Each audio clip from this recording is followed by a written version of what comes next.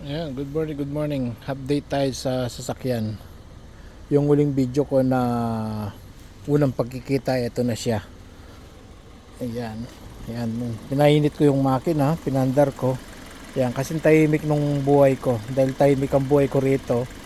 Dahil dito sa Hamilton, tahimik ang buhay rito. Pati sa kapitbahay, parang hindi magkakilala eh. Ayan, update sa bagong sasakyan. Mag 1 year na itong buwan na ito. Yan, ako na lang naglagay nito.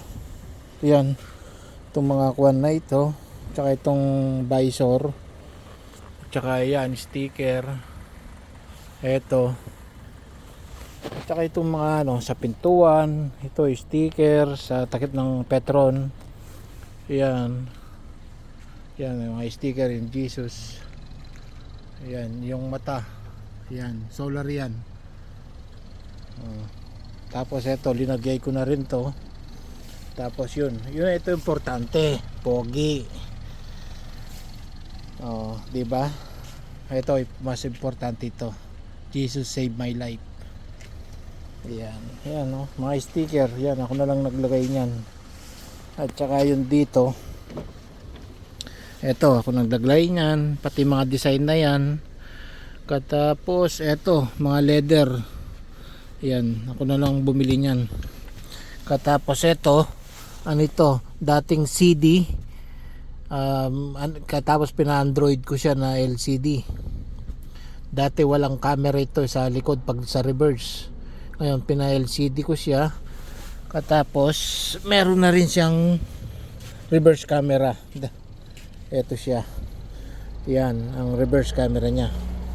Dati kasi walang reverse camera ito, music, CD, AM, FM lang siya.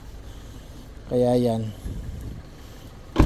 Update sa Hyundai. Si Inday ng buhay ko dito sa New Zealand. Ito yung partner ko sa trabaho. Kasama na ako mapunta. Ito yung lagi ko sinasakyan. Tapos yun mayan, nagkaiga-iga na, puyat pa yung mga teddy bear.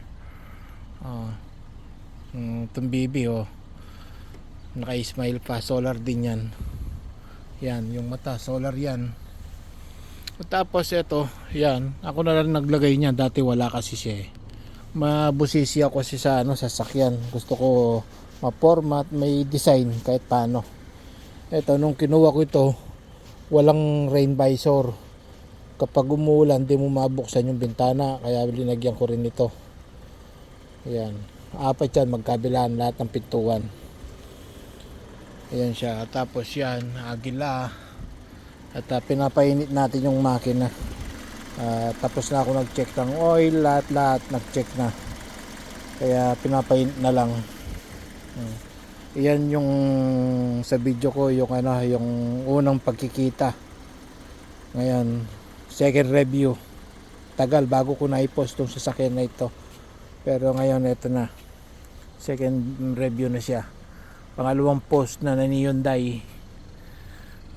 Hyundai ka dyan. Kaya pangalan nito si Inday. Kung may sa Pilipinas may Vice President tayo na Inday Sara, ito sa New Zealand, Inday ni Ron. Ayan siya. Tahimik. At dati naglulos ito pag kuminsan yung andar niya papalya-palya. Ako na rin nagkalas ng nagpalit ng spark plug niya. Kahit na paano, alam niyo naman, medyo tayo siraniko. At saka nung isang nakaraan na buwan, nagpalit tayo ng oil, tsaka filter oil. Ako na rin nagpalit para tipid gastos. Ayan. At least success yung pagpapalit natin ng oil at saka mga spark plug niya. Magbabayad ka, mahal masyado. Kaya kaya naman natin na magpalit. Ayan siya ngayon. Okay, thank you guys sa update ni Inday. Ayan siya, maporma. Medyo hindi naman siya pangit, cute. Mahaba siya at maluwang. Ano ito, Hyundai i45. Yan, 2013 model. Malapit na yung rego niya, October.